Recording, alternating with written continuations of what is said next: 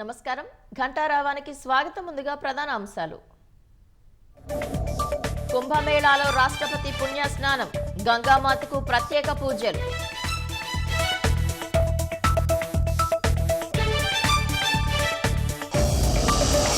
బెంగళూరులో air India వైమానిక ప్రదర్శన, అబ్బురపరిచిన యుద్ధ విమాన విన్యాసాలు.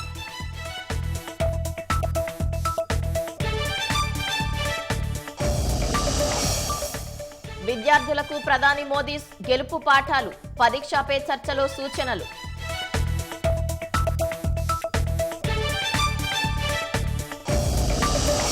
నేడు సీఎం అధ్యక్షతన రాష్ట్ర స్థాయి బ్యాంకర్ల సమావేశం, రుణాల వితరణ, ఎంఎస్ఎంఈలకు ఆర్థిక సహకారంపై చర్చ.